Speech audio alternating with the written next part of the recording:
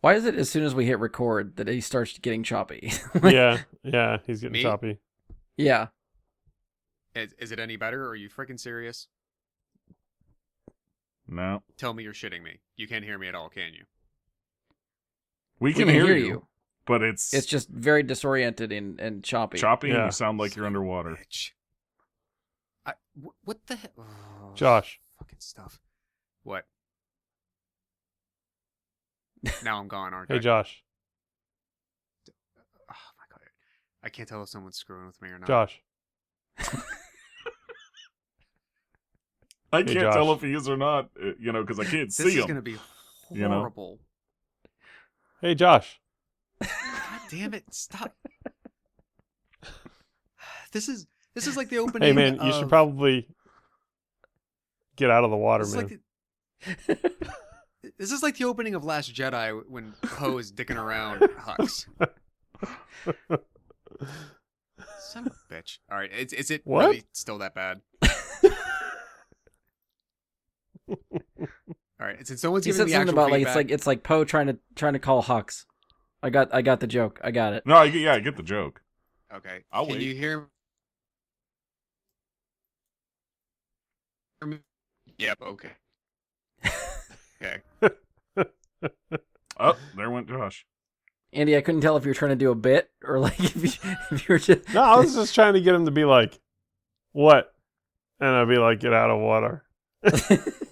But he never said what. He was just like, damn it, he's fucking with me.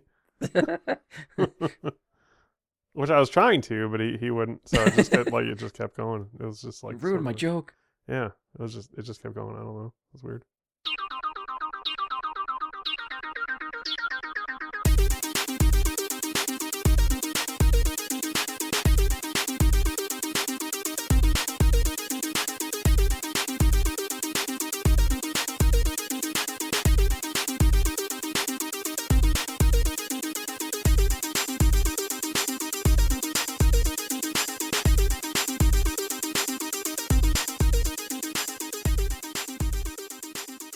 Hello and welcome to another episode of Bry Guy into Super Friends. I'm your host Brian Labick. Joining me for this episode is Andy No Note Stoles. What's up, podcast people? I by the way, I like this nickname for you, so I'm going to keep using it probably every time. Next up, he almost didn't make it because he was trying to find Swamp Thing to get that picture. Josh Zorch. It's worth 10 grand. I'm not. I'm sorry. I'll risk being like 20 minutes late. And lastly, he's the swampiest thing, Mike Bradley. I'm sad there wasn't a Con Air reference in there for mine. Swamp Thing from Con Air was the best version of Swamp Thing. I'll stand by that. Oh yeah, I forgot that was the guy who becomes the pilot. That was his nickname, wasn't it? Yeah. I'll Good do better flick. next. Oh wait, we're out of Swamp Thing movies, so I can't do better the next time. But we do have a Nicolas Cage movie on the wheel now. That's So- true. That's true. we And do. Con Air's a Nicolas Cage movie, so you can still draw back to Con Air at some point. Whenever that I will one keep comes that up. in my back pocket. Yeah. All right, so before we get into anything that anyone would like to plug, we'll just go around the horn. Andy, you got anything you want to plug? You can find me on Twitter at thedruid79, THEDREWID79. Nice. Josh, Nope. anything? Okay. Mike, what do you want to set up? You can check out the YouTube channel Rare Achievements. You can check out me live on stream starting next week, 5 days a week on Twitch at twitch.tv/Rare Achievements. Next week, we've got some Destiny, we've got some Hitman 3, we've got some Dark Souls 3 Cinders mod to look at. That's going to be fun stuff. Nice. And then anyone that wants to find me, I am Jedi Bry Guy, Jedi with an I, Bry with a Y. Most places. Find me on Twitter, Twitch, YouTube, all of the things. The socials for the show we'll hit at the end of the episode, just like normal. Oh my god, you spell your name with a Y? That's so hot. It is so hot. You should Is that gonna start be a spelling thing every guy time with G-A-I. G-A-I. Yeah, guy. Just really fuck up the name. Just Yeah. really make it hard to find. All right, so we are doing another Rewind Theater. So if you are new to this series of episodes, it's basically an excuse for us to go back, revisit some old comic book movies, that we either haven't seen or haven't seen for a very long time. Our format for these has been to start with some of the comic book history of the movie that we're on, since all the movies we're trying to cover are based on comic books or graphic novels. Josh has been taking the point on that one, so when we get to that point, we'll wrap around him. After that, we'll talk about some of the people involved with transitioning the property into a movie. We'll go over budgets, box office, ratings, first time watch or rewatch. Before we get into discussion, I'll throw out the spoiler alert, spoiler warning, all that good stuff. And then we'll get into a 60-second summary, which one of us usually volunteers for ahead of time. Josh is on the hot seat for this one. When we get into our main discussion, it consists of 5 categories. We have directing, characters and actors, story, soundtrack, and special effects and explosions. We're giving ourselves 10 minutes on the timer for each of those categories to try to keep us on track. Once we go through all of that, we'll end the discussion with a rating and see if everyone thinks this movie holds up. And then finally, to take the pressure off of all of us, we leave it up to the Wheel of Fate The Wheel of Fate! to pick the movie that we're watching next. So the Wheel will always feature 2 franchises and 4 standalone movies. At least for now. We may revamp that sooner rather than later. We'll talk about that when we get there. But either way, at the end of the episode, we will spin the wheel to see what we're watching next. So at the end of if you've been keeping track, at the end of our Atomic Blonde episode, the wheel landed on 1989's The Return of Swamp Thing, which is our first franchise to be off the board. We did the first Swamp Thing. I can't remember even what episode number that was, but that was earlier on. We did the first one. 5. So this franchise only has 2 movies in it. So we're on the second one, and that will clear the board for Swamp Thing. So kicking us off in this episode and bringing us up to speed on the comic book background, since we actually weren't doing this segment whenever we did the first Swamp Thing movies. This is still all new information for all of us. So Josh, whenever you're ready, take us to school. All right, class. We're going to start and focus mainly on the creation of the character and really where its roots came from. Get it? Yeah, okay. The character comes about in 19... He's got jokes now. We need a laugh track. Yes, Cue we that do. in there. Make that happen. The character is invented in 1971 by writer Len Wein and artist Bernie Wrightson. Len Wein began his career at DC Comics in the late 60s. A few years after the creation of Swamp Thing, he went to Marvel. I bring this up just to name drop a couple of things here. Len Wein he co-created Wolverine in 1974 with Roy Thomas and artists John Romita Sr. and Herb Trimpe, or Trimpe. Not sure what the pronunciation is. Trimpe, thank you. And then also goes on within the next year or two to also co-create Nightcrawler, Storm, Colossus, a character called Thunderbird that I'm not as familiar with, but he did those 4 with artist David Cockrum. In the later 70s, about 77, he heads back to DC, and by 1979, he is working on Batman. And during his very first issue of being in charge of Batman, he creates Lucius Fox. Wow. Okay. Had a very, very rich career for the next 40 years. And just to tie it back to something we've already done, he was the main editor on Watchmen when it went to print with DC. So he's had his hand in a lot of stuff. Very much. I did not realize. To answer your Absolutely. question, by the way, Josh, Yes. Thunderbird is the older brother of Warpath, who you may remember from Days of Future Past. As right, okay. The, character there. Yeah. Thunderbird dies about 5 issues after being introduced. Well, creator credits nonetheless. Sadly, we lost Len Wein in September of 1977 to illness. And I only scratched the surface of what the guy was involved with. There were animation, there were media credits over every medium. Marvel and DC, animated shows, comics, input in a lot of areas. So he's I've often heard him talked about from people who are way more authoritative on this stuff than I am. That he's one of those top 10 people. And they tend not to exaggerate in that way, when they talk about it that way. So he's a heavy hitter. His partner in crime, artist Bernie Wrightson, They kind of had a similar path at first. He also started at DC in the late 60s, also later works for Marvel. While he's at DC, he co-creates a character with writer Marv Wolfman in 1972 called Destiny. Why is this important worth noting? This is the same Destiny that Neil Gaiman later uses as one of the Endless in Sandman, and in fact is the only member of the Endless from the Sandman series that Gaiman didn't create. He's not credited as the creator of. It's the only one he pulled from existing IP and other someone else's previous creation. Interestingly, Wrightson starts working with Stephen King in the 1980s. He does a comic adaptation of Stephen King's Creepshow. He then does illustrated collaborations for The Stand. Mike, you might be familiar with this. I know you're a big King fan. The Wolves of Kala, I came across.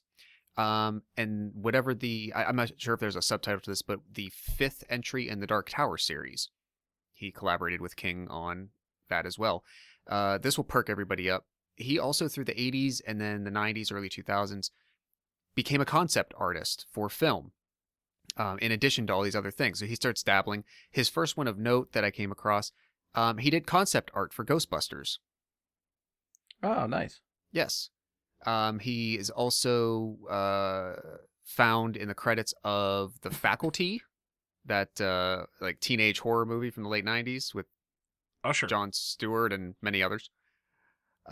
Galaxy Quest, which really became like a cult favorite years I love later.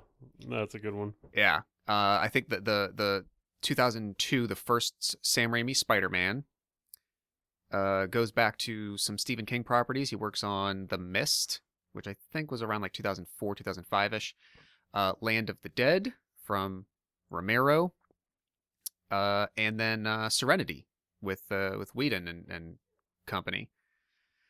We also sadly lost Bernie in 2017 as well, about 6 months before Len in March of 2017. About a month after his passing, the season finale of The Walking Dead dedicated their season finale to him. We'll spin back around to going into the character Can I ask itself. a quick question? Is it about the date? Because I feel like he said a different date earlier. You said that Len Wein died in the 70s. No, He definitely said 1977 earlier. Okay, if I did, it's because 77 was around there so much. I'm sorry. It was September of 2017. Okay. He started working at DC in 77, worked and did a lot of other things for the next 4 years. It sounded wrong when you said it the first time, but I just let it go. And then, now when you said the same year, I'm like, I was thinking like, wow, that guy did a lot of stuff before the 70s. That's awesome. I mean, maybe this just teaches me not to take notes. Andy, I can really learn something from you. It's an art form. Yeah. Yeah, so apologies. They both passed in 2017. The artist in March, the writer in September. Getting around back to the character itself of Swamp Thing. The character first appeared in something called House of Secrets, number 92. It was just a typically a one-off horror comic series, and typically they didn't have ongoing storylines or anything. But by the next year, they had spun the character off into its own solo series. So this team worked on it from 1972 to 1976. The next several years after that saw attempted revivals by different teams of writers and artists with, admittedly, from what seemed like very minimal success. And at the time, the character was basically on the precipice of just being canceled for quite a while, probably, by DC, when along comes Alan Moore, a relative unknown at the time, but staff writer for DC on some other titles. He wants to take a crack at it, and they say, "Sure, it's on the chopping block anyway. Go nuts and see what you can do with it." And so this also occurs. This is important to note the timeline. This is the first publication of his run of it is about 2 years after the first Swamp Thing film. Wes Craven writes and directs the first Swamp Thing. I think that was 1982, and Alan Moore's run on it starts in 1984. He completely remakes the character's origin as well as just sort of his essence of being. And if you want to, we can dive into what that means and really what the main differences were. But I have read these books. You can find them broken out in typically like a 6-volume series, typically more commonly referred to as the Saga of Swamp Thing, is the middle of the second series, which include Alan Moore's run. It's technically issues 20 to 58, 60, 61, 63, and 64. But it is really damn good. It's really good storytelling, and I see also why someone like Moore starts to get his notoriety at this time. It's a lot of what led to like him getting leeway too from the publisher to do projects like Watchmen and V for Vendetta. Right, and if he had not stumbled on, I'm guessing if he had not stumbled onto a character that he wanted to try, who was also in such dire straits that they just gave him basically like complete creative control, and if he had to work within a different boundary framework at that time, all those series of events may not have played out. Before that second series that Moore was involved with in the middle wraps up, just of note, that second series runs basically up into the like low 170s issue numbers. Toward the end of it, you have writers like Grant Morrison and Mark Millar, who were at DC at the time. Millar, who's also the creator of Wanted, Kick-Ass, Kingsman. They would work on that. A few years later, they reboot again in the third series. Brian K. Vaughan, who is known for Y, The Last Man, which is a show currently in production with FX. He is the lead kickoff author for the third series. Over the years, a fourth and fifth series followed with a couple of miniseries thrown in between. The two films that the one we've already discussed, the one that we're discussing today, spurred from this. There was also an early 90s short-lived television series following this film. And then starting in 2019, DC and Warner Brothers took a crack at making live-action TV again. I would say from having watched that first season, that definitely draws more from the Alan Moore conceived version of the character, and there's like one or two small aspects actually in The Return of Swamp Thing that we'll talk about right now, as we'll get into it, that I could probably point to and say, oh, I remember that from reading the saga, and I don't think that was part of it beforehand. So there's like little bits of influence that they let in, but I think all of the history shows that like this character was probably much more present than people realized. And I mean, the staying power of it is something that I think can still be explored. So that's it. Nice. Well done. So transitioning to who brought this property into a movie. Off the cuff, kind of, did anybody actually look anything up on IMDb for this movie? Specifically for the director? Because I told Josh not to when I started to stumble upon what this guy did. You're lucky I didn't. I didn't happen to. I think I glanced at a couple of the characters as I was watching it, but like the actors. But no, I didn't check anybody else. Because I think I was texting Josh as I was watching, like, what the hell is this movie? And I think the tone and certain things with this movie will make sense when you hear some of this director's body of work. Can I guess ahead of time? What? Can I, like, literally just off the cuff guesses based on what I saw? Yeah, go ahead. Do I have a shot at this, or is it like... I don't know. I'll give you one guess. If it's down to one, something this guy worked on in addition to Swamp Thing. Swamp Thing was very early in his career. Okay, so probably something from the 90s is what I should guess. He's got a very long... He directed, and this is why at first I was like, what the fuck? I have to have known something else that he's done. He's got credit for 104 movies. Holy shit. Okay. As a director. Okay, well then... Beverly Hills Ninja. No. Okay, well. I shot my shot. It was a good shot. Yeah, I'm starting Chris to Farley wonder... at all? No Chris Farley. No. Oh, all right. I'm starting to wonder if there was something Beverly Hills related in any of the movies that he's done. I feel like that might make Chihuahua? a title somewhere. Was the Chihuahua? I'm taking one? a quick glance to make sure. I don't see anything. Okay, so anyway, all right. So the director is Jim Wynorski, and again, checking his IMDb, he's got over 100 films to his name. However, most of his extensive career came after Swamp Thing, and it seems to be centered on the types of softcore movies you would find on Skinamax late at night, such as Ah, Alabama Jones and the Busty Crusade, nice. The Breastford Wives, Oh, The Hills Have Thighs, nice. Sexapede. seen that one. What was there's it? at least 4 movies with busty cops in the title. The one you missed was Sexapede, Josh. Sexapede, yeah. Like- Was it human Sexapede, or was it just... Yeah. Just Sexapede.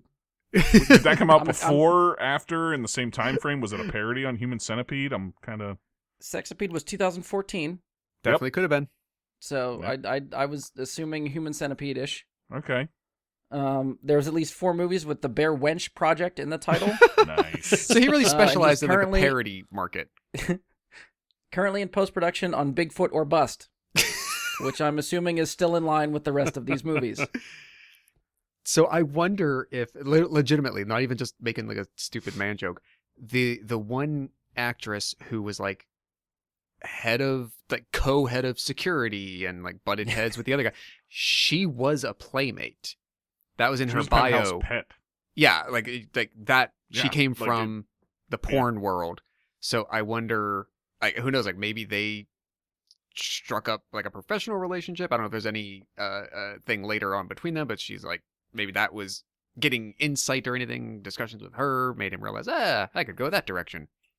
So he's only got 1, 2, 3, 4, 5 movies before the return of Swamp Thing. None of them, I think, are softcore Skinamaxy-ish. What do you think that Um, the chances are that this was an accident when he signed on because he heard they signed Dick DeRock to star in the movie? Well, it does seem like he goes a couple years without starting to hit that kind of stuff. Like, I don't know. I'd have to really dive into every one of these movies to see when they took the turn, but you start seeing titles like Victim of Desire, Hard Bounty, Body Chemistry 4. So he starts out more like Anne Rice and he ends up more like Twilight. Oh my God, Mike, you probably know this one. He directed Chopping Mall. No. Never, Brian. Okay, Brian. In a very late episode of Agents of Shield. Okay. Oh my God, I've lost everybody's character names already. He makes someone makes an offhand comment about like they're kind of going back and forth on like being connoisseurs of, you know, like bad early like 70s and 80s horror. They Okay. mention Chopping Mall. Oh, jeez. That's a deep cut. Yeah. Yeah, so Chopping Mall is his second credit. Wow. He did The Lost Empire, Chopping Mall, Deathstalker 2, Big Bad Mama 2, Not of This Earth, and then Return of Swamp Thing. I feel like Big Bad Mama 2's got to be some of the softcore stuff, right? I don't... Let me take Click a quick on peek at it. that one. I'm almost... See, okay, so there's some like Sorority House Massacre 2. Like that's probably not that's not a Skinamax, That but could that's go that. both. Well, Right. but that yeah, that it's not all Skinamax, but that was what I gravitated Sexploitation towards. it's like because I yes, was like, sexploitation. Yes, like crappy horror with excuses for lots of nudity. Yes.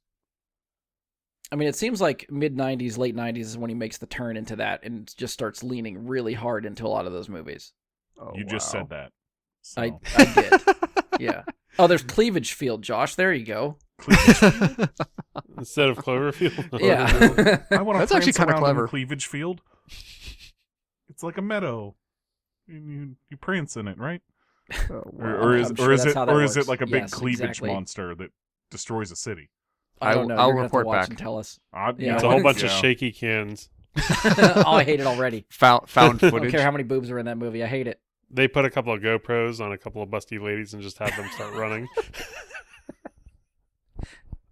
Andy, you're the next director. You're I know. Cleavage Field 2. It sounds amazing, right? No, Cleavage no, Field 10, 2, I'm 10 signing you up. Cleavage Field Lane. Come on. Stay Oh, in. true. Yeah, so there's that. The movie was written by Neil Cuthbert and Grant Morris. Neither person really has many writing credits, but Neil Cuthbert at least has written some movies that I've heard of and I've seen. So after Return of Swamp Thing, he wrote Hocus Pocus, Oh, Mystery hey. Men, holy shit. and The Adventures of Pluto Nash. Did you say Mystery Men? Mystery Men, yeah. Oh yeah, I like that movie. Another So of those are the our only 4 he's done Wheel of after Fates. Swamp Thing. That's it for his writing credits, but at least some of them are well known. I mean, The movie that's movie stepping up. stars some of the same people that were in the first one. Louise Jordan returns. Dick Durek returns. I think those are the only couple returning cast members that I can remember. I believe Almost so. everybody else dies from the first movie, don't they? Yeah, okay. And then we get additions with Heather Locklear, Sarah Douglas, Joey Segal, Ace Mask, Monique, Gabriel. The list goes on. Some of these other people, I don't know if they actually had. It's hard to tell just looking at the list of IMDb because I really don't remember character names or what the hell anybody did. So I don't remember who was actually prominent in the movie, but I just went through like the first 6 or 7. Ace Mask was the best name I came across in the cast. So- Seeing that in the credits, I loved that.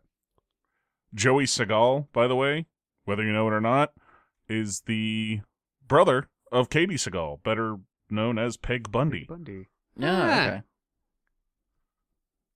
So, Nice. Normally this is where I start to get into box office totals. I couldn't really find those from my normal sources, like Box Office Mojo does not list that. So I have some varying results, and I don't know if they're concrete or not, so I'm not really going to make you guys guess Okay. for these. But Google told me that the first Swamp Thing was made for around $2.5 million, and that this movie had a budget smaller than that one. Okay. So I'll believe that. that's all I got.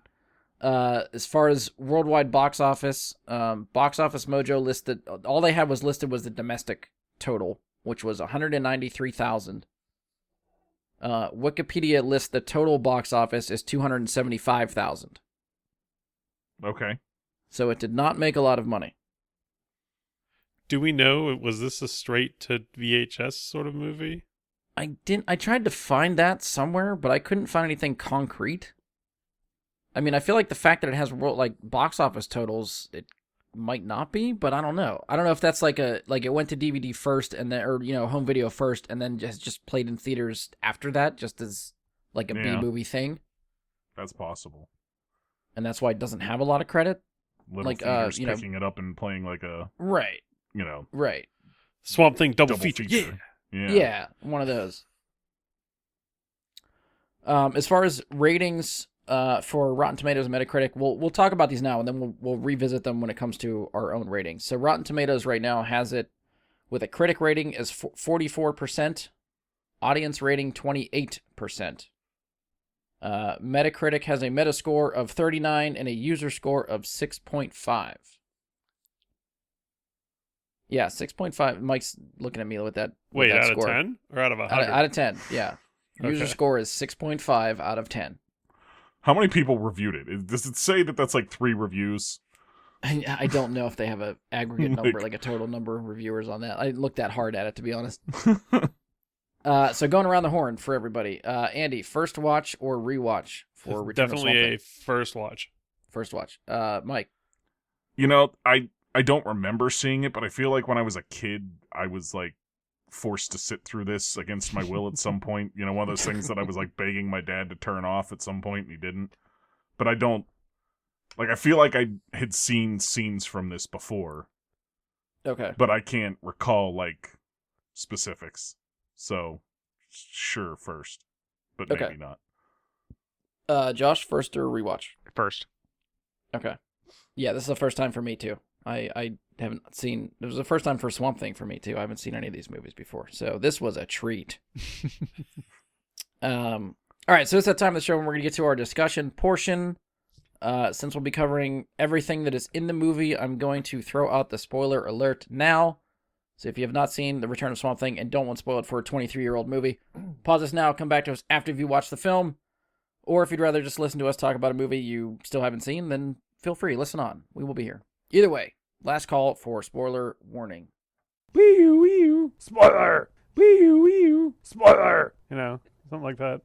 All right, so with our new format, the best way we found to kick off being into the spoiler territory is to go with our 60-second summary of the movie. And again, we have Josh on the hot seat. So whenever you're ready, I will start the timer. Well, before I do 60 start, seconds on the... go ahead. ahead. I will correct your math. That's going to make us feel way older. The movie is 32 years, not 23. Oh, what did I... Oh, Jesus Christ. I'm Little bit of dyslexic probably when I dyslexia. wrote that down. But we are that old. Yes. Motherfucker. Yeah, thanks for that, Josh. Appreciate that. Yes. We were alive thank when you. This came out. All right. 60 seconds on the clock. Uh-huh. I've got the alarm ready. You're going to have to tell me to start, all right? All right. 3, 2, 1, start. The movie opens with what appears to be a group of accountants on a team-building retreat mucking through the swamps. They are attacked by a mutant monster that kills several of the CPAs before Swamp Thing arrives to fend them off. Anton Arcane is back. He's in human form again. Remember, he turned into the Swamp Rat monster thing at the end of the first movie and was stabbed by Swamp Thing with, I think, Excalibur. His wife is dead. Don't worry, we didn't meet her in the first movie anyway, but his 30-year-old stepdaughter, Abby, whom he never told about her mother's death, arrives to casually stay at his place for a while. Arcane is still playing cross-species gene splicing games and has several experiments on hand in his lab. He has been hunting Swamp Thing for an undisclosed period of time and has some sort of decomposition condition he's dealing with, and his scientists are working on that. Arcane's team finds Swamp Thing and literally blows him up with grenades. It's cool though. His cells travel through the swamp and come out of the bathtub of his lead researcher, who is also his booty call. She betrays him after finding out that Arcane and another scientist plan to kill her in a procedure intended to save Arcane, but after the betrayal, Arcane shoots her dead anyway. Abby, meanwhile, was almost deliveranced by white trash Bayou Hicks, but saved by Swamp Thing. They like to grow each other. They trip balls together from eating part of his body. She's recaptured by her stepdad's security team and used to perform the procedure to save him. She dies too. Swamp Thing kills a lot of poor creature experiments and people while blowing up Arcane's lab and house, presumably finally killing him too, and removing Abby's corpse. He uses swamp magic to bring her back to life in a fairly chipper disposition. Credits. All things considered, like, you were over the timer, but I love that. That was damn good. How far did I go You over? did your best micro machines. I love that. Well done. How far did I go over? I just set a 60-second timer, so the alarm went off at 60 seconds. Oh, okay. You were a couple seconds after that. Damn, man. Did you even like breathe? That was pretty awesome. I went through that, I kid you not, probably 15 times earlier today to the point where I was like, I told Brian I had recorded it beforehand because I realized like there's no way I'll be able to get this in under a minute doing it for real. So I tried to get it out. So that was like that. There's no way I could have done that on a first run without tripping up or anything. I mean, I'm kind of sad you didn't end it with, like, the way that usually those things end when you go, like, credits! Like, you just, like, take the breath and say the last word at the same time. And I feel really bad about leaving the two kids out of it, but because they were fun, but they were the most inconsequential thing, again, to the whole plot. Yeah, agreed. All right, so we're going to go to our 5 topics now with 10 minutes on the clock for each of them. Mike, we'll start with you. Which one would you like to start with? Direction, story, actors, characters, soundtrack, or special effects? You know what? Let's just dive right into the shit heap and go story. Okay, story it is. 10 minutes on the clock. So I'm going to file this under writing with the story as well in my own mind. There is one line in this movie that, man, who the fuck wrote this line? I want to know. I want to get your guys' opinion on just how please the tell me it's hell... the one I texted Josh about. How the hell does this end up in a movie? So, what's her name in this? I can't Abby. remember. Abby, right. Abby and Swamp Thing are walking, if I believe it's during the middle of the day, and she's like, wow, this place is so beautiful. And he tells her that it used to be a giant plantation, and it used to be inhabited by mostly slaves. Right? And she responds, I can't imagine anyone not loving this place, or something to that effect. Yep, I wrote that down too. Who wrote that? That is literal. This is not like dialogue later down the road. That is her direct response to this place was filled with slaves. I can't imagine anybody not loving this. Yep. Well, it's either what, Neil Cuthbert or Grant Morris? Which one do you want to peg for that one? You know what? They share responsibility. What the hell is wrong with you? Did you like hear that as a director? We can talk about it in directing, but how do you hear that line and say, "Yep, that sounds right"? I mean, this did was you not watch made the in rest of the 1930. movie? I feel like it's right in line with the rest of the movie. Let's be honest. I mean, that's a pretty deep cut. Yeah, you're right. But I mean, it's It's not like it was Given the rest well of it is written that surprising. otherwise. Yeah. Yeah, okay, that's fair. That's fair. So in terms of the rest of the story for me, again, is this writing in story, or should I just Yeah, focus on like plot? Either one. Yeah, I think Okay. it both fits. The Yeah. puns are fucking amazing. There are so many puns in this movie. Yeah. I a gotta lot give of it a lot of vegetable credit. puns were really good. Yeah. Vegetable puns, and then there's a lot of like the thing like, oh, don't you ever knock? And then Swamp Thing throws a guy through the gate and goes, knock, knock. I like just shit like that is fucking awesome.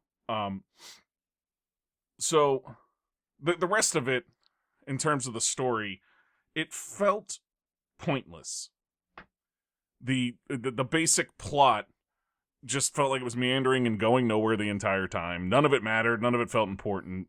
And everything was just forced actions that the characters were pushed into for no reason whatsoever. Yet, sure, we have the guy who's trying to rebuild himself, but he already rebuilt himself, but it doesn't actually work, and we don't really get explained why he need. What the hell is going on with that? We've got a guy with a half elephant head. Tell me more about that guy. Like, seriously, if we're gonna have this plot that means nothing, give me more on Elephant Face. I don't know what to call this guy, but give me more on him. Give me. I think the only thing I wanted more on was the lightning chamber that like made things evaporate. Oh yeah. That was pretty cool, but like we got nothing other than poof, it's gone, and they're like, okay, next project.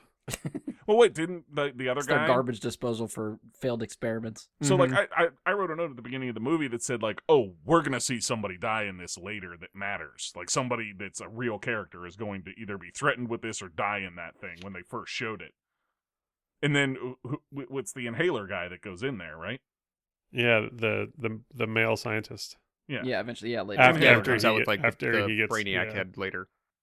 Yeah. And can I just say, him coming out and popping the inhaler, like, he shows up with his Brainiac head and he's like, ready to go now. That was fucking amazing. Like, I'm sorry, at that moment, I genuinely, like, this movie was camp. This Oh, was 100% 100%. camp. Yeah. And that moment right there got me to crack up laughing. Because they set that up so well. Like, I'm watching it through the beginning of the movie, like, all this guy has is an inhaler. That's this guy's entire character. And later he shows up with a Brainiac head and does that. That was, to me, that's paying off the way a story should. You know? Fair. That's character development. If The that's kid, character development, you've got a lot of fucking issues. Yeah, you got a low bar for character development there. in this movie, come on. The kids are the best part of this entire story. They're the best part of this whole movie. You said they feel meaningless. They feel like they mean more to this movie than any of the rest of the movie means to anything. That's Personally. Ian review. What's that? I said it sounds like something Ian would say. Well, he's not here. I got to make up for him and me a little bit, I guess. I feel like I'm going to pick up that slack. I don't know. Anyways, their story with the camera, that arc, that's amazing. These kids have a story. And then we even get, like, you find out that they're the real story the whole time because they have a post-credit scene, kind of. They had a mid-credits stinger. I wrote that shit Yeah. down. The camera wasn't even on the whole time. It was well done on that. They paid off on the kids. I mean, I'm sorry, they were great. But in all honesty, the story is just garbage. It's hot garbage. It was like I'll open it. it up was to anybody. oversimplified, and so in order to make you try to distract you from the fact that it was oversimplified, they just wrote a whole bunch of stuff to happen in between the like 4 basic things that needed to happen. So, yeah. And among those things that they wrote is like when she first meets him and he's like, oh, but look at me, I'm a monster. And she's like, I'm a vegetarian. And it's just like, is she just saying I suck plant dick? I wrote I mean, like, is that what that is meant to say? We know now this guy wound up as a softcore porn director. That is softcore porn. There's a lot of dialogue. innuendos in this movie, I think, that are there that make a lot of sense when you see the rest of his body's work. That's what. Yeah, I didn't when, like put when that he together. hands her the the flower that they both chew from, I thought he was handing her like his veggie dick. Like, Yeah, I thought that too. yeah, Nibble to on like this. pleasure herself gonna with. lie. Yeah, I was like, So there, I Yeah. thought okay. not I didn't think it was going that way, but like in the background discussion when I said like I think there's like one or two small aspects that from like Alan Moore that they might have pulled from, that was actually one of them that during I don't know if it existed beforehand, but I know definitely during his stuff that I did read, there is a part where Swamp Thing, it's not always directly off his body, I don't think, but he'll basically like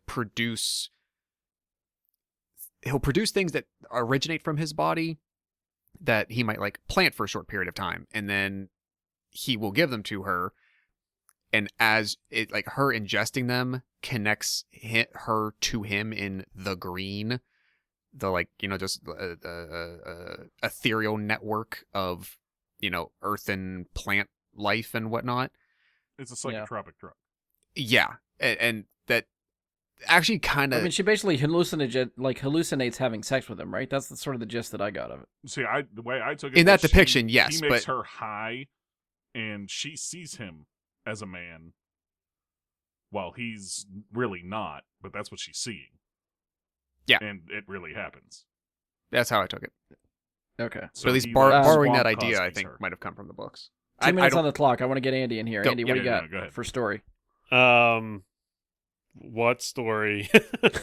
Really, that I feel like they just sort of took like the characters' names and threw them into a pot, and then just started like, okay, this is what they're doing. Okay, this is what they're doing. It had really. It just did, yeah. It there wasn't a story to me. It just seemed like it was a whole bunch of random shit.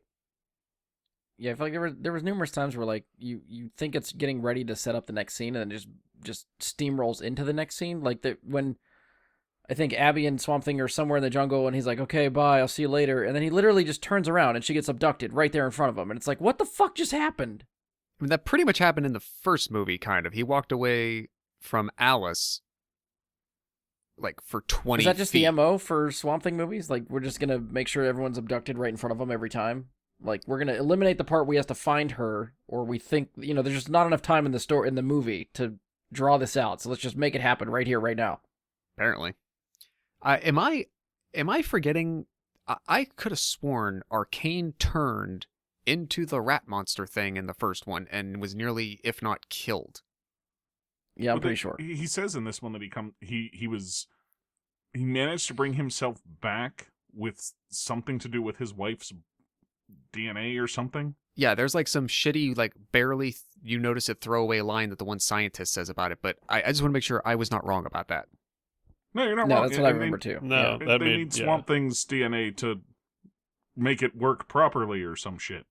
Or his daughter's or something. They need somebody's DNA to make it. Stepdaughter. him- To, Yeah. to make it Like- stick, yeah, but how there's like only one half sentence that they offer to explain how he got from mutated monster swamp rat thing back to running an antebellum estate again. Like it, I didn't. Do you think the people that wrote the dialogue in this movie really had it in them to offer a legible and understandable explanation as to what actually happened? I mean, definitely by the end, no. So it's not Okay. not a let down expectation. I wonder if they didn't have a contract with the guy, the antagonist from the first movie, for 2 movies and had to just throw something together. I mean, he's the biggest name, so I'd believe that. Yeah, it's very much just like retconning whatever they can. Just sequels today are like almost planned. Like, okay, we're gonna do a sequel, or if we get to a sequel, this is the story we're gonna do. This one definitely just feels like, okay, the first one did some stuff, second one's gonna do some stuff. Who cares if they connect or what they do? Let's just make another one. Josh, what category do you want to hit for our second one? I would like to go to characters and actors, I believe. All right, characters and actors. 10 minutes. for So we got introduction of Heather Locklear. Did anybody catch in one of her, I think her opening scene in like the plant shop, she makes a passing reference to T.J. Hooker? Yeah, I did. I caught yeah. that. I did not. She, TJ whatever. Yep, TJ whatever, which she was on. And she Yeah. was on that and she was on that years before this. And she was on the show with William Shatner. And like a minute before she makes the TJ Hooker reference, she also makes a joke about Star Trek. Oh yeah, I caught that one. Wah, wah. Don't remember.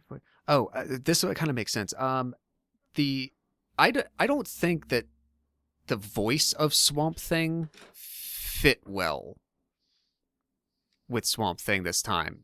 And something I saw in passing was that the voice was dubbed by someone who was never credited, and it might have been done by the studio afterward because the actor and the director didn't know it until they saw like the premiere or the final cut or something.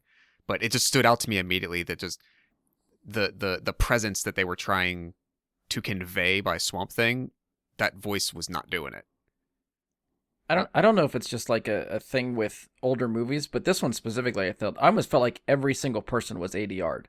Like the audio to me just felt like it was just a little bit off or like re-recorded or something. I don't know, but just the way lines came through and reading people's lips, it didn't feel like it synced the way I felt like it should for everybody, not just Swamp Thing, but everybody. I guess we can get into it more when we get into directing, but on that same note, there is a few scenes in this movie where you can see like visible reflection of the light they're using for the camera off of the actors. Nice. So,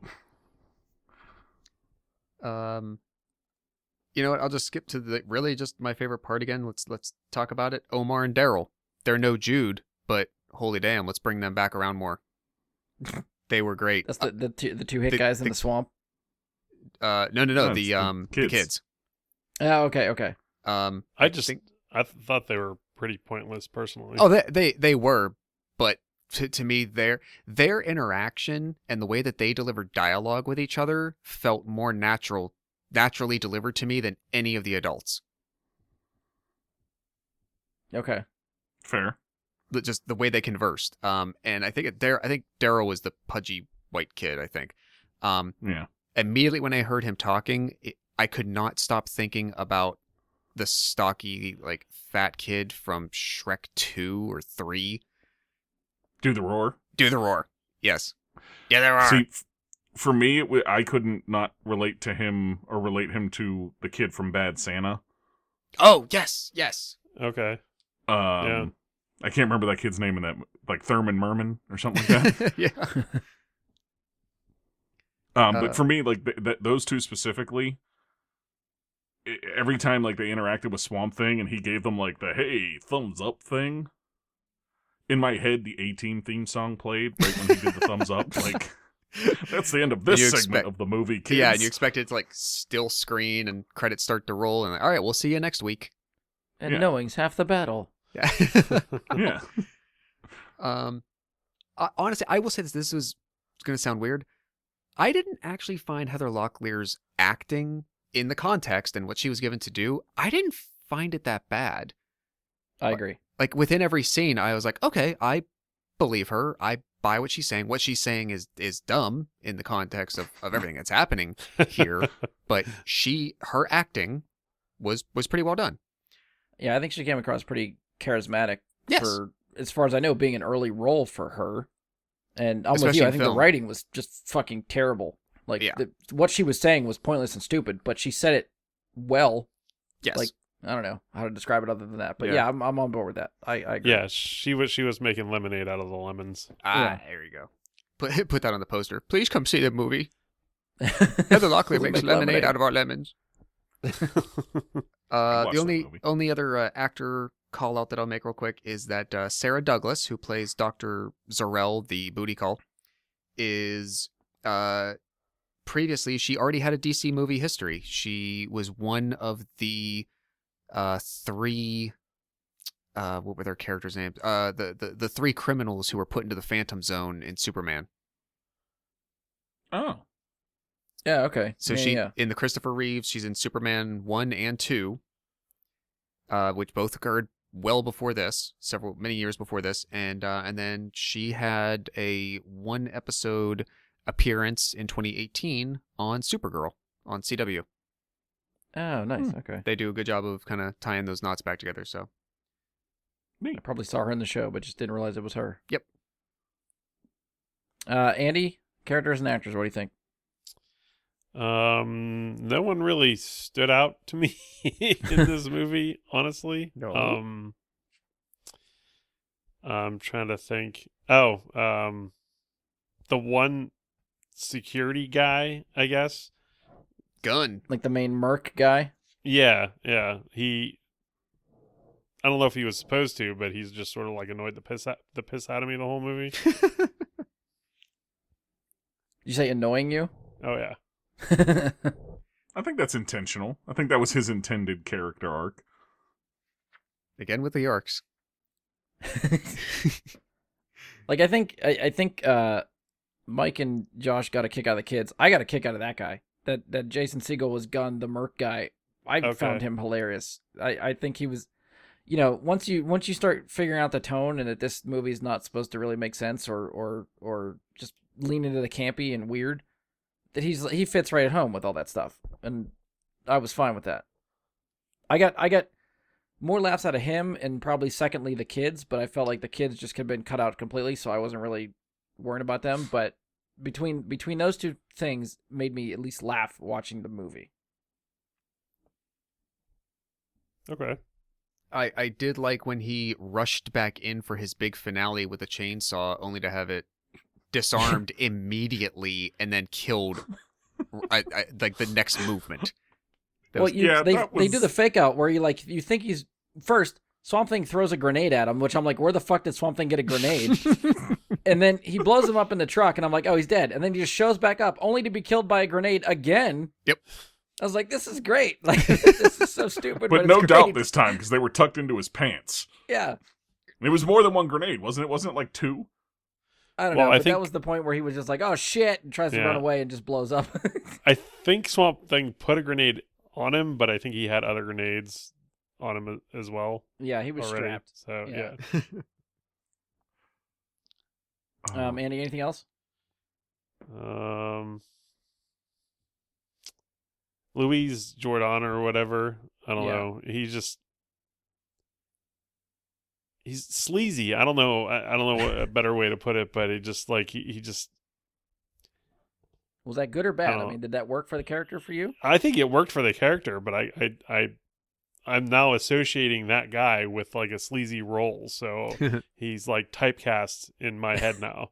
I mean, he played a Bond villain, correct? Yeah. Yes. Did we talk about this the last time? We did. Mhm.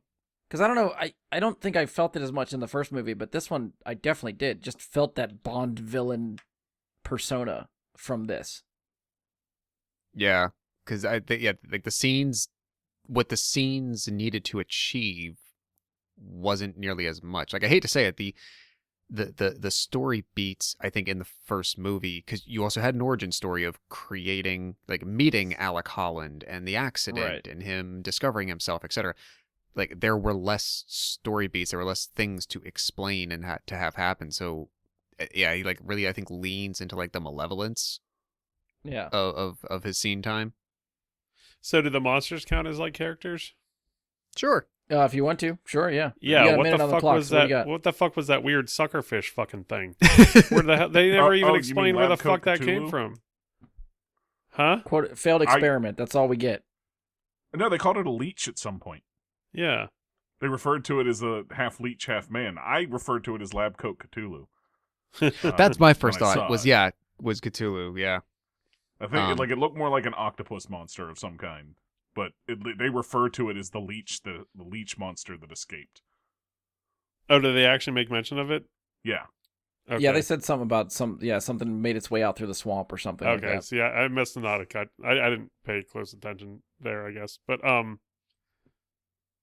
he was pretty pointless too. Got to have something to kickstart, I guess, people running away and screaming from things to have Swamp Thing fight them. Yeah, I guess. Yeah. But yeah, I mean, he's dispatched halfway through the movie. I thought so. Yeah. Is he Eventually actually is he killed at the trailer park fight thing? That's what I'm thinking. Yeah. Yeah. I don't even the- remember if I. Doesn't he recall like hit seeing a it or not. propane tank with something and explode? Yeah. Yeah. Okay. Yeah. Yes. Like, which is weird because it's like just a pole or a bat or something that he's swinging, and it just hits a propane tank, which then it blows up. Which, if we have nothing else to add for characters and actors, I think is the best segue we're going to get to special effects and explosions. Yeah, go right Okay. ahead. Yeah, so I'm going to start the timer. I think, and I was trying to text Ian, I'm like, you're missing this because the explosions are already 10 times better than what was in the first movie. Oh yeah. Yeah. I mean, that little camper blows up and chain reaction kills like 6 other cars after that in the explosion. It just kept going, and I was like, this is amazing. Like, the explosions made me happy in this movie, I'm going to say. They did a good job with the explosions this time. And for having a smaller budget, too. Like, that's amazing. And let me lay this out for you. There is a scene where Swamp Thing is driving a Jeep with Heather Locklear in the passenger seat, firing a shotgun at absolutely fucking nothing, Yeah. with explosions going off everywhere around them and guns firing in every direction, nothing hitting them, but it is fucking amazing. And then she gets a grenade, and she cooks it perfectly to hit that front gate. She cooks that grenade, man. It impacts the gate and explodes at that exact moment. I almost feel like was that's a like amazing. action sequence that goes on too long. Like, it's just feel like it's them driving circles in the front yard with explosions going off. And there's at one point, again, leaning into the tone of what this director's resume is, there's one shot of like a whole squad of just hot chicks with guns that show up and just Yep. start Fuck shooting yeah, for there no is. apparent reason. I was like, Yep. where the fuck did these people come from? Who cares? Like, what the hell? Yeah. Although, Mike, I was hoping you were going to bring this one up. I'm just throwing it in here because we're sort of on the topic. When she gets in the Jeep with him, I think my favorite line in the movie is, I love it when guys peel out. Yeah. Like, I was like, what the hell is this movie? Like, That's the line So- that Brian sent me. When he's fighting the fight we were just talking about at the trailer park or whatever, yeah. there is one punch that happens that we hear 3 times. They show the punch start, and then they cut away to the kids, and you hear like pop, pop, pop, and then they cut back to the same punch ending. Like, if you cut out everything in there, it would make one flowing punch, because that's exactly what happens. Well, Oh, Jesus. against the leech monster? Yeah. The other thing that doesn't make sense, and it has to do with special effects, is why were the poles they were fighting with all of a sudden Yes. laden with electricity? Yeah. What was that? That's the leech monster's power, and then Oh. Swamp Thing absorbed it or some shit because of reasons. It's not even every hit. It's like No. every other. There's suddenly there's Yeah. a lightning effect. Yeah. They're opposing alkali metals or something that react that way when they get hit against one another. I don't even know if that's true about alkali metals. Don't take me on that. I just threw it out there. One thing I will say, like, the explosions were good. I was very impressed actually with the explosions in this movie. For as weird and fucked up as some of these creatures looked, I thought the makeup and costumes were pretty good. Yeah. Yeah, I thought they definitely improved. They And I think improved on the Thing Swamp looked Thing. really good, Yeah. especially They- compared to the first movie. way better. Yep. Definitely an improvement. At first, so like when the first scene's happening with the leech monster, I started to write a negative thing before I realized it was a lab coat. I thought it was a shitty costume where I'd be like, I can see that it's cloth. God. And then because that's what the first one was. You could see like the crotch, like, Right. where it was pants and it wasn't actually him. You could see these things in the first one. So I was expecting that in this one. In this one, I was like, he looks like he's just wearing like clothes Mm-hmm. Yeah. that they painted. But of course it was a lab coat. So that worked out okay. And Elephant Face. I gotta bring up Elephant Face again. That looked awesome. Yeah. Yeah, I was surprised for how little we sort of see all the like someone put that much time and effort for these weird ass experiment failures that really get no screen time. Like, you're Yeah. not really dwelling on them very often. They're just there in the background to hang out, but that's it. How Yeah. long did somebody work on that? That's what I mean. Like, Yeah, like Cockroach Guy. I mean, they put a lot of effort into making that guy look like a bug. Even though I hated the noise he was making, like, yeah. looked awesome. Josh, anything to add for special effects explosions? Only don't forget I don't even know what to call them, like sparkles of life that occur after they blow him up and they want to show him like the essence of him traveling through the waterways and the swamp, and it's all like illuminated and iridescent and shit. And then you get the same thing in the closing shot. That's how he brings her, like, resurrects her. Is like Yeah. by imbuing her with the green. I mean, that just screamed 80s computer graphics industry infancy. Yeah. Even the sprout that comes out of her foot. Mm-hmm. I almost forgot about that. Or the shit But on the- his hand when he gets the wrong stuff. Oh, Arcane. Yeah. Arcane. Yeah. Oh, yeah. Okay. The plantation explosion was actually really good, I thought. Oh, yeah. That's another big explosion, too. Yeah. Yeah, I mean, this is a 10 out of 10 explosions. Like, this movie had a lot of them, and they were pretty fun. I don't understand the scope and scale of the explosion rating system, so I can't say what score it is, but I thought it was cool. I mean, you can give it whatever you want, Andy. If you think it was 10 out of 10 explosions, that's your bar. Yeah, I mean, you just gotta, whatever, you feel in your jellies, You know what? I'm just going to give it one awesome thumbs up. There you go. You have your own rating scale now. You just made it. Yep. Is that out of a possible 2, or is that just it's one awesome? Is the awesome the rating, or is the 1 the rating? No, you'll be able to tell by my Swamp Thing smile as I hold up my thumb. That'd be great if we could see your face right now. Hey, zip at you. All right. Anything else for special effects explosions? No, Last no, call, I've Mike. got no other Nope. notes. Okay. I was just taking a quick check.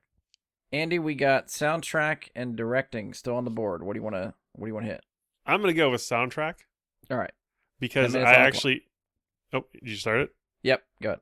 All right. I was actually really excited about this movie because they started playing Born on the Bayou by Creedence Clearwater Revival, and they started showing like all these old comic book like appearances by Swamp Thing, and I'm like, man, this is rocking. Like, I am like excited about this movie. It's like, things are popping up. I'm like looking at all this stuff, and Jesse even exclaimed like, "Oh wow, that was Arkham Asylum." I'm like, yeah, he's a DC character. He probably crossed over with Batman at some point. And we were like, "Oh, that's cool. Maybe this movie will be cool," And that is, in my opinion, the best part of the movie is that Born on the Bayou with the Swamp Thing comic book overlaid. Like, and I had these unreal expectations about the movie. Like, wow, this is a really cool little segment here.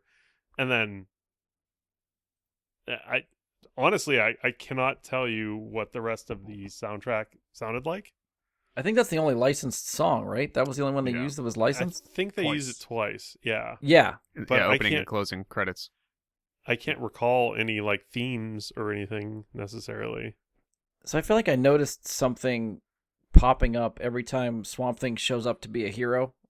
Like, it'll just like cut to him standing there like ready to kick someone's ass, and you get some sort of a theme, but I don't remember what it sounds like. I feel And now like that Mike mentioned the A-Team theme, that's all I hear when I try to picture those shots of what the you- movie. that's what you want it to be. So it's like you want it to be like da da da da, and you're like yes, but it's not what it is. Dun, dun. Like it's what it should be. I didn't make many notes for this section, but the two things I did was CCR, and then in that opening fight when the Chituthu is attacking the accountant's retreat exercise, I noted that when Swamp Thing finally enters the frame, there is like this like slight horn section used for a bar or two. I was like, oh, okay, so that was actually well leveraged, and maybe that's going to be like Swampy's kind of theme, like hero theme throughout it. And I think they kind of revisited it for a moment later on in some other scene where he comes around. But regarding CCR, this just happens to be like a coincidence, so I'm going to mention it. I came across something during my work trivia game that I run, and the question earlier this week was, what was the first movie that the soundtrack licensing rights exceeded the budget of the film? and their answer was Clerks. But Okay. that's exactly what this made me think of. Like, comparatively, how much did they have to pay CCR for using Born on the Bayou twice versus how much the yeah. movie cost to make? I always wondered how like the costing for like licensing music works. Is it like you pay for use of the song, however long and many times you use it, or do you pay per use? I'm sure it can vary. Because maybe it's not. Maybe I mean I imagine it's not a cheap song to license, but maybe they just paid one licensing fee to just use it, and then that's why it's so extended, and they use it as often as they can because that's Sure. what they got. That's what they paid for. Definitely could have. And I mean, what I can say, that intro, I agree with Andy. I talked about the kids being the best part of the movie, but that intro is the best part of the movie, and it's the only part of the movie I will rewatch. That intro set the fucking tone for an awesome movie that they didn't deliver. And like I was like, man, this is gonna be awesome. I'm like, this is really cool. And then it was just like everything was like slippery, fucking swamp slide down. It was bad. Well, and I mean, for me, like, I'm watching it when I first put it on. I'm like, is this the where Marvel got the idea for their comic flip Marvel intro thing?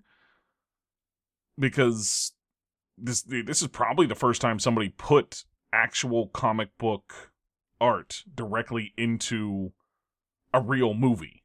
Yeah. You know what I mean? Just right on screen for you to see, not in somebody's hand in the background or anything like that. Like, actually drawing attention to the art that inspired the movie. Because Superman, everybody knows, but they didn't really, front and center the comic itself. Yeah. So, I mean, kudos to these guys for that, for, throwing it up to the comic itself that inspired it. That was awesome. And this, again, Born on the Bayou is the perfect song for fucking Swamp Thing. Like, you're not, like, it's so on the nose, but it's perfect. I think I was sort of with like I realized the song was on the nose, and I'm like, do I love this? And then I'm thinking about it, like, you know what? Yes, I do love this. This is great. Anything else for soundtrack? No, but can I?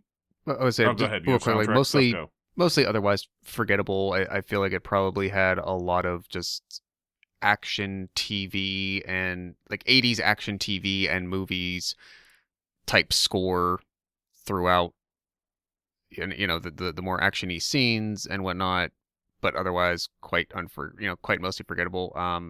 I think that there was one or two times where Swamp Thing and Heather Locklear, him and Abby, were doing their woodsy time, either during sexy hallucination time or when they were otherwise just like out in like the wilderness more, where I do recall it being like they at least appropriately tried to use the music to set a mood of some sort Like of a the love scene. theme.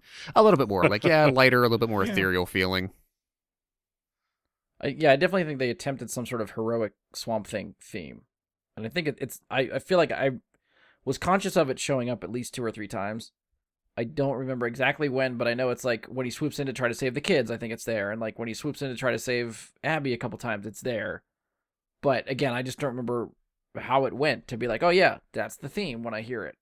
I just know they attempted it, but maybe I was just too distracted with all the other weird shit that was happening. It didn't make sense that it pulled me out of the listening to the music. But yeah, I think I give them an A for effort, but it's just like Josh said, it's just not memorable. I don't remember anything, but I think they attempted.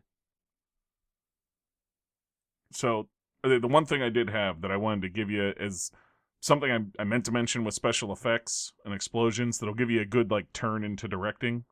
Okay.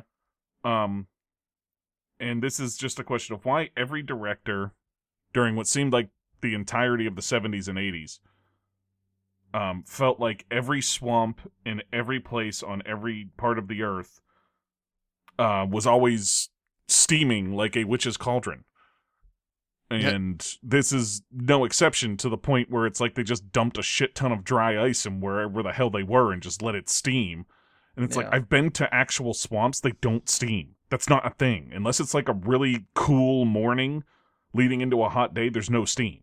And even then, it's like minimal. It's not that like, what the hell? Who told them that's what a swamp looks like? I mean, I'm sure that's just the aesthetic. Like, it just looks cooler in film. Like, I'm sure it has no real like bearing on the real world. That's just, hey, it looks cool. Let's do that. It's just, I don't know. It seems like every movie that goes to a swamp always does that.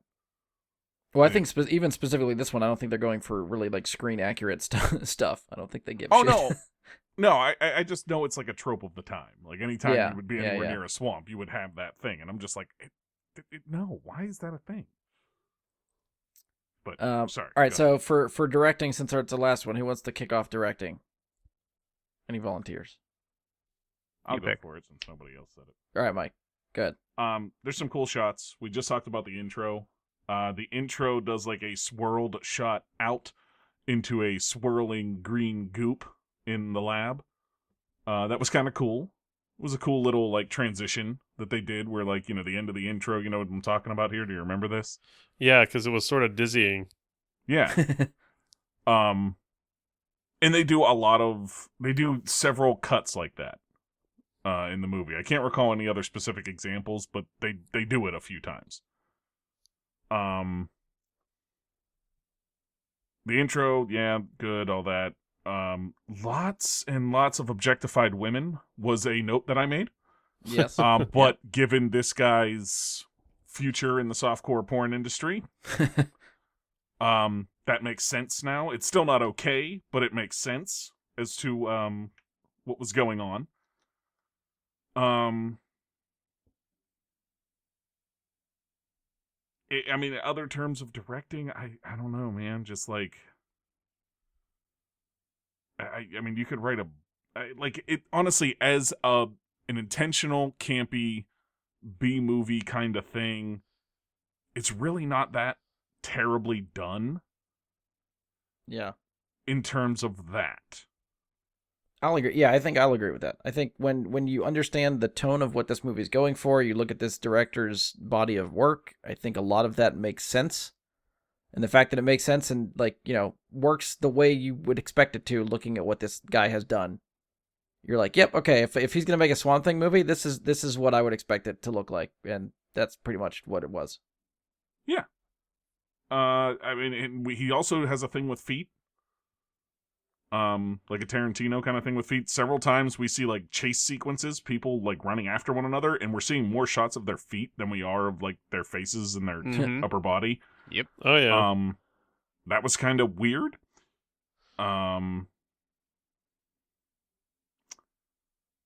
Yeah.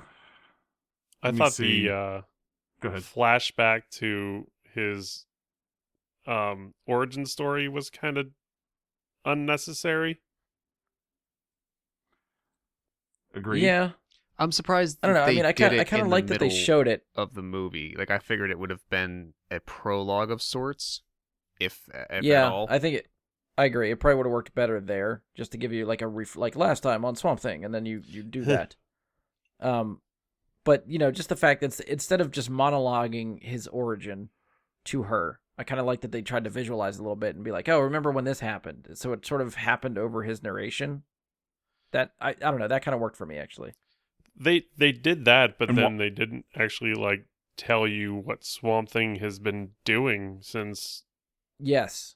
Yeah. So like, why do a rehash of the origin story when you don't know? There's nothing connecting the two dots for him.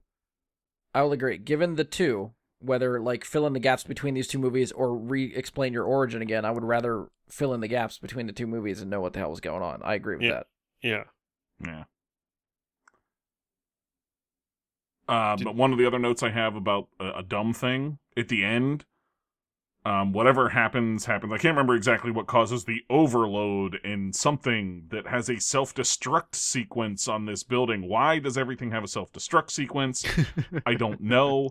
But something causes the thing to start exploding, basically. But it's on a timer. Why is it on a timer? It started to explode on its own. It's already exploding. It's got a self-destruct sequence. Like, this is totally... Why would there be why is it necessary? It doesn't make any sense. Suspense. Yeah, I get that, but like... Artificial that- suspense. Yeah. Everything It works just- better with a ticking clock. That's movie 101. Yeah, but I mean, why not have it be like the guy, Kane? Arcane. Arcane? Why not have him just set the self-destruct then? As opposed to it saying, like, the thing, the loudspeaker says after, I think it's like after something happens. I can't remember exactly what happens there at the end, but like, I think it's the inhaler guy gets like tossed into a thing and it causes an overload. Yep. And the whole thing's gonna explode. And it's like, why not just have him die in that thing and then Arcane be like injured enough that he just triggers the self-destruct to try and get revenge? As Yeah. opposed to this inexplicable reason that everything's gonna blow up anyways and we have a self-destruct timer. It just seems lazy. It probably is. I would class it up to, or chalk it up to being lazy. Lazy storytelling. Yes. Yeah. So, did we decide what the choreography fell under category-wise? Was that special effects? Did I miss it? Either way, I mean, direction at this point is sort of our catch-all. We could probably assume the director had a hand in everything. So The fighting choreography was bad. Bad, like 80s bad, meaning good? No. And I don't understand. Like, didn't he like tear a car in two in the first movie? Yeah. he did pick up some stuff. Yeah. Or no, he stopped it dead. Yeah. So he's Okay. powerful as ever. And even when he's fighting those two moonshiners that are trying to get Abby, like, he throws one of them and the guy literally goes one step and falls on his ass. Like, if something's gonna throw somebody, like a normal hopped up hick, you would think that he would go, like, I don't know, flying. Yeah. He'd launch him like a football. Like, Yeah. get a nice agree. tight spiral on him and watch him go. Yeah. I think there's not even just the fighting. There's one moment where I'm like, what the fuck are you doing just standing there? Like, Abby gets abducted. They put her on that riverboat thing. Yeah. And I don't know about you, but he's standing there at the edge of the swamp watching them, and I feel like it took the longest fucking time for that boat to turn around and actually leave, that he's just sitting there watching them, like, do something. They're in the swamp, which is like your home world. Do something. There's just it's sort of an allusion to this, I guess, with the fact that he gets blown up and then can kind of reconstitute himself later. In the Swamp Thing books that I did read, he learns the ability to effectively teleport himself to any other place on Earth as long as it's connected through the ground. Okay. So it can't go really as far as like crossing an ocean, but he could, if he needs to go across town, across state, he can use uninterrupted ground and sort of reform himself by just transferring his consciousness through the green and utilizing the plant life and whatnot in that area to then like reform his body in that spot. Right. Okay. I'd buy that. So given what you're saying, like that would have been an obvious thing to pull from. Like, oh, you're like 10 feet off of the bank here and you're trying to get your boat Yeah. turned around. I guess I'll just hang out here and look helpless. Yeah. It was just a lot of like, I feel like I glanced away, and when I looked back, the boat was still turning around to leave with her. And I'm like, okay, this is officially taking too long. did you notice, and I'm going to blame this on directing more than special effects, because it was a choice to leave this shot in the movie, but when he's fighting the Brainiac character, did you notice the head starting to pop off? Oh yeah, Yes. wobbling Yeah. around everywhere. It was wobbling Well, everywhere. like he punched it the one time, and you can see it clearly separate from this guy's head. And then in the next shot, it's clear that they just glued it back on, and it's back in place. And it's like, you didn't even bother to like retake the shot where it popped off his head. They know that just happened because they just reattached it. It costs more film. Yeah. They didn't have the time and the reattach that budget. to his head. They don't call him I don't think One the- Take Wynorski for nothing. I don't think the Yeah. Brainiac character even got one shot in. No, he just Did he? kind of took a beating. He just took a beating. Yeah. And it wasn't even like a good beating. It Got was just like tossed in the he sort of just like electro pushed chamber. him around a little bit and threw him into the electrical chamber. He was thrown through like 3 different medicine cabinets or whatever the fuck was Oh, around yeah. the lab. Yeah. they Yeah. John Wicked Took a him. couple hits off his inhaler though. Under a minute to go. Anything last for directing? Yeah, I got one couple real quick. In the opening, sort of like maybe 10, 15 minutes, there's a really cool, like, Arcane gives his security people a directive, like, go find Swamp Thing. I think the director had a really fun time shooting the looking for Swamp Thing montage with Yeah. all the different security people cuts. Also, the, like, prison cell detention thing that they put Abby inside the house Oh, yeah. somewhere. The cutout in the middle of that door, she could have just fit out of. Yep. It was big enough she could have just walked away.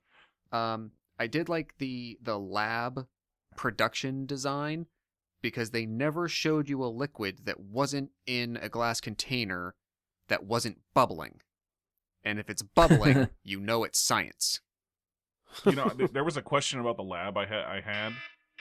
You know, we get in there on the lab, we get our first shots of the lab, and the first impression is that these scientists are there under duress because there is armed guards watching over them do the science.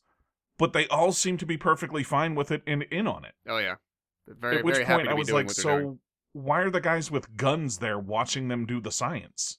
I get Menacing. that guards might guard like the outside of the compound or might be guarding the doors or something, but they're like standing there right where these people are doing this work. I'm like, what is this guy doing? They need which to defend also- them against the science. Again, this falls into directing. One of the first notes I made on the movie is this director either has never held a gun or knows nothing about them. One of the first things we see is the worst gun discipline I've ever seen shown in a single movie. The guy not even holding the trigger. Or the... No. The I guess The accountants were just the literally accountants. pointing the guns at each other. It was Yeah. he horrible. bumps one of them with the barrel. Yeah, it's He turns horrible. into him and like nudges him with the barrel. His Yeah. friend in the chest. He's nudging him with a live gun with the What is he doing? Who Hey. thought like May I also say I'm totally what psyched that you guys just accepted and moved, like, bought into my accountant characterization and kept going with it. Well, they were What else lawmen. was it? They don't explain anything about it. Yeah, they do. They were looking for the moonshiners. They were lawmen looking for moonshiners, which we Is then that what later I come back Didn't to. catch that whatsoever. With the Hicks were that Swamp Thing beats up when they try to, do like the whole deliverance thing with. Uh-huh. Yeah, I'm with. So- I'm with you, Mike. They don't know how to work a weapon, so I'm fully falling in line with Josh's accountants on holiday explanation here. But they do explain it. These guys are government agents. I understand, but the way they react to holding weapons and just not it's really that thing where, prepared like, for the- any type the of sheriff- engagement. The sheriff deputizes just a random group of people. Like, you see that happen often. Yeah. He's like, you guys are coming out to help me now. And he just, like, pulls Jack and Bill from the bar. So they're LARPing. Yeah. Fine. Yes. Yeah. The last But note, still. the last note that I have for the movie that I'll point out. Did anyone else catch in the credits that Cockroach Bob is credited as Self? No. No, but that is amazing. That's that the just thing. raised the score for me by half a point. Yep. All right, so we're gonna start to wrap up a little bit here. So we'll start with the question: does this movie hold up, or do you think it ever really held up? Around the horn, we'll start with Andy. No, emphatically. Short, sweet, to the point. Josh. I'd probably have to say no on this one. I remember in the first the discussion of the first movie, I think Ian was one who said that up to that point, it was obviously by no means the best movie we had watched in the series yet, but it was the one he enjoyed watching the most. I Yeah. kind of had like some fun watching this, but I don't know. Yeah, I definitely got to go with a no on it. Mike. So, and I'm going to defend my point here. As a movie that was intended to be camp, as a movie that was intended to be silly, I'd say yes, it holds up, because that was the intent. That was clearly the intent. It holds up as a campy B movie, which Okay. is what I believe it was in the first place. Yeah. So I would say in that context, yes, it holds up to be watchable for a good laugh today. Okay. Fair. Yeah, I actually think I'm going to agree with Mike on this. I think for the tone of what it's going for, I think it's fully aware of what movie this is. Yeah. And that makes it hold up. I think it does hold up. I think if you're looking for that type of movie, this fits that bill. It does not fit that bill for me. I don't think it's something I would want to watch really ever again, or I don't think it holds up for me, but being what it is and what it set out to do, I think yes, it holds up. And we're positive that that's what it was billed as, and that's what it's set up and set out to That's do. what its intention Without, like, was. Interviewing the director flat out and saying, "What were you trying to make with this movie?" Well, that's why mine was a no. Yeah. I mean, the whole knock Because knock I thing don't got know me. what their, I don't know what their intentions were. I mean, if Yeah, it's I guess not that's- intended to be camp, it's one of the worst movies I've ever seen. Yeah. Exactly. So, but again, for me, like like I said, it's not about my personal preference towards it. Like what Brian said, it's just about. I assume it's intended to be camp, and if it's meant to be camp, it holds up as camp. Fair. Yeah, I guess more flat out, like if I'm asking myself, does this hold up? Was this something I would watch again? No. Right. But yeah, I guess we start splitting hairs of like what they intended and what this movie is, but I don't know what kind of circles it falls in. If it falls in like cult movie circles of I stuff feel like that there's someone actually goes back and watches again and again and again. I feel like there's way too many puns and way too many like things like that are in this that it's not meant to be camp. Right. Like, Okay. I just feel like there's no way. Like this was not. What's the guy that directed The Room? Oh, And then Tommy. tried- Yeah, Tommy Wiseau. Wiseau. Yeah. Yeah, I like that was not camp. That was just him being a shitty director. This I feel like was intended camp. So Yeah, I could buy that. But that's my own personal opinion. That's All right, so we'll try to get to our ratings. I'm going to spin back around to the Rotten Tomatoes and Metacritic, and we'll see if we agree with any of these. Rotten Tomatoes critic rating 44%, audience rating 28%. Metacritic is sitting at a Metascore of 39 and a user score of 6.5. So, Andy, we'll start with you again. Where do you fall with those ratings? Do you agree, disagree with those, and what is your rating? I feel like a few of those ratings I do agree with. I don't know where the 6 point whatever came from, but my thought on this movie, and I was wondering if it would change. Sometimes my ratings change a little bit based on discussion, things brought to light that maybe I didn't notice, was a 3.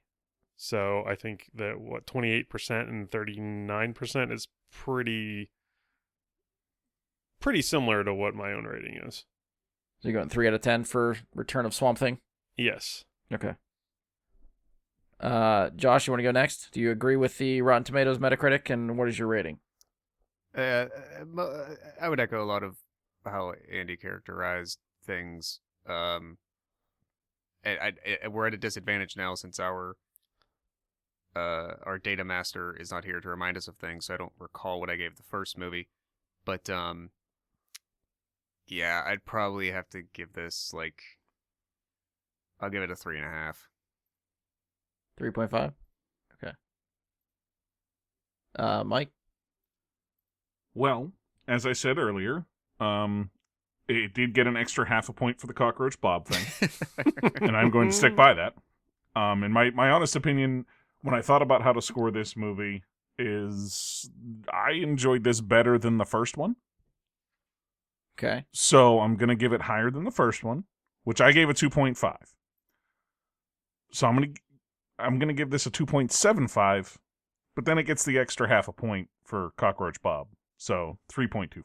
So I feel like I have some, maybe I'll give you guys the opportunity to change your score, because Ian actually sent me the spreadsheet because he knew it wasn't going to be here. Am I incorrect on my score? Yes. Mike, you gave the original Swamp Thing a 4. Josh, you gave the original Swamp Thing a 4.5. Wow. Well, you can. Okay, so 4.75.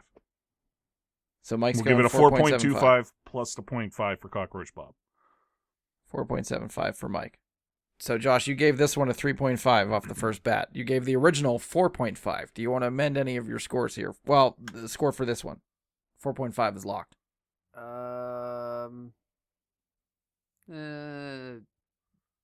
No. He's like, I liked it better, but that would mean I'd have to probably at least give it a 5, and I don't think it's worth a 5, so I'm not going to do that. Yeah. So you're sticking with 3.5? Yep. 3.5, okay. This I movie. think I gave. This movie what? had no Jude, so it gets a lower score. What was my original? Andy, original Swamp Thing was 6 Yeah. for you. Okay. Holy shit. I actually like the original Swamp Thing. This one Good. was just Glad. a bucket of poo Bucket of poo. or whatever was coming out of Arcane's body after he killed him with the broadsword. Swamp mess. So Yeah, there we my rating for the original Swamp Thing was a 2.5. And I'm kind of with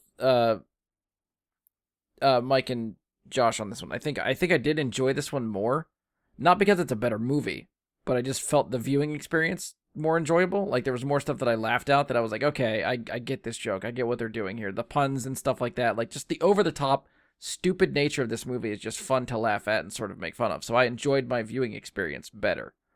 So that being said, I'm going to give it a little bit of a better rating, but not great. So I'm going to go with Josh and go 3.5 on this one. Every time we Yeah, revisit my scores, rating was entirely based off of above what the last one was. Yeah. Whatever, I thought I'd get to 2.5 as well. I was wrong. Yeah, that's Sorry, Josh. I didn't mean to interrupt you. no. That's the, I was just gonna say, like, related to that. Every time that we get reminded of scores from previous things, the further we get into this, I realize I really wish I could amend a lot and like reestablish my scale Yeah. somehow. But yeah, there's no way I was gonna give this higher than a 4.5. So it just is what it is. Like if I could amend, I would give the first one probably the 3.5 and give this a 4 or 4.5. But we are where we are. I mean, Can you I can have try a to make your case cockroach to Bob Ian. asterisk on mine? Josh, you can try to make your case to Ian, but I'm sure he will not allow you to edit this. Oh no, once it's in there. he steadfastly is not including my Watchmen rating. So there's no way. He did make it a point to tell me. He's like, I'm sending you the spreadsheet in case you want it or need it for anything. But also, if Josh tries to give me a Watchmen rating, don't let him do it. So He's he right. knows You your gotta silly be here games. for the show. His Return of Swamp Thing rating does not count, whatever it is. That's right. I think he's basically just not going to watch it. I think he knows he missed it. He can't get a score on the board, so he's not even going to worry about it. He should. Well, I still want to get his reaction. I to this at some keep point. telling him wanna that. I talk know to him Josh about has it. said that to him. I've said that to him. Yes, I think Ian, if you're listening to this far in, you should definitely still watch this movie. Yes, 10 out of 10 explosions. Yeah, I think you could definitely give it a 10 out of 10 explosions. All right, so that concludes our discussion for the Return of Swamp Thing. So now we get to go to the Wheel of Fate. The Wheel of Fate. So our 4 standalone movies that are right now on the board. We have Valerian and the City of a Thousand Planets, Supergirl, The Kitchen, and Speed Racer. Our 2 franchises, Teenage Mutant Ninja Turtles, is still on the board. Our replacement for Swamp Thing is Ghost Rider. So we will see how Can that I ask goes. a clarification question on the Turtles? Does that go Sure. up to the present day stuff? Yes. So, like, Out of the Shadows would be the last one. Yes. Okay. Just wanted to see if we had those separated or in one. So we still have 4 movies in that franchise. We have Back 2, to the 3. Secret of the 5. Use, 3 TMNT. Samurai, whatever, the TMNT, the cartoon, and then the 2 new ones. Yeah. 5. Yeah. Yeah, Yes. 5 Yeah. more. And I sort of teased it earlier. We've been sort of talking off air about just our curated huge list of movies we have to go through. We started looking at how many movies are actually considered part of a franchise and the number, just sheer number of movies, and it seems to far outweigh the standalone movies that we have. Our sort of idea was that we wanted to keep a variety going, so we wanted to try to not get bogged down in a bunch of franchises and lose sight of the standalone movies. So lately we've been getting a lot of standalone movies because the wheel is weighted that way. So I think going forward after this week, if another standalone movie gets picked, we're going to sub that out with another franchise. So we will start doing 3 franchises and 3 standalone movies to try to start feeding into more franchise stuff to try to cut into that. Since even with this, we're still going to get the franchise are going to carry us for years and years and years, and some of them keep going. Like we've talked about the MCU. The MCU is still putting out movies, so that if that makes it on the board, there's a chance it might stay there just forever. And we will always have sort of like the safety net of an MCU movie to look forward to if it lands on the wheel. We'll see. So yeah, just as sort of a heads up of what's coming, we will probably be revamping the wheel a little bit in the coming weeks. So you can look forward to that. We'll see what it does for our wheel. All right, so now I have to share this wheel with these guys. Share screen. All right. You can see the wheel now, correct? Negative. I can see No. Streamlabs wheel widget. There it is. Okay. Streamlabs was covering the wheel. Actually, I'm going to move the wheel over here so that I can spin the wheel on the browser. Since I'm Skyping on my phone this time, I didn't even know if a screen share would work. I can see like the bottom 20% of the wheel, and then We'll a lot keep of you updated. white screen. But it's Well, you'll only see the whatever title comes it'll up, right? display So at the it'll bottom. be- all right, so any guesses? What do you see? What Ghost do you think Rider. will hit? It needs to be Ghost Rider. I'm going Valerian. Still holding out for Valerian. I think it'd be good to be able to still cut into Turtles a bit more, but I'm open to everything. I mean, if I had my pick, I would want either Turtles or Speed Racer. Ghost Rider. Ghost Rider. Whoa. Hey, here we There go. it is. Yay! Ian is going to be thrilled. We are watching Teenage Mutant Ninja Turtles 2: The Secret of the Ooze. All right. Woot woot. I mean, cowabunga! No, I can't wait for him to hate this movie and the rest of us love it. I think that's what we have to look forward to. Just Ian shitting on Turtles for an hour and a half and the rest of us trying to defend it. So we'll see where we go. Yeah, I guess that's it. That's what we have to look forward to for the next Rewind Theater. If you've enjoyed the show, please support us. Leave a 5-star rating and review. Be sure to give us a share on social media. You can follow or subscribe to us on Spotify, iTunes, Google, Anchor, Stitcher. Hopefully anywhere you find a podcast, you can find us. If you would like to keep up the show, you can find us on Facebook. Search Bry Guy and the Super Friends or go to facebook.com/BryGuySuperFriends. You can leave us some questions, comments, topic suggestions, any of that good stuff there. Try to email us, bryguysuperfriends@gmail.com. It's legit. It works. I won't check it, but it's there if you want to send us something. Hit us up on Twitter @BGSuperFriends. That we will see. That we'll be able to respond to. Again, you can follow me on Twitch, Jedi Bry Guy. If we do a live episode, which will happen sometime in the future, I just don't know when or for what. But that's where we will do them. I'll make sure I send out the link on Facebook and Twitter whenever we try to promote that and get ready for that. Other than that, on behalf of Andy, Josh, Mike, and myself, thank you for listening, and we will talk to you next time.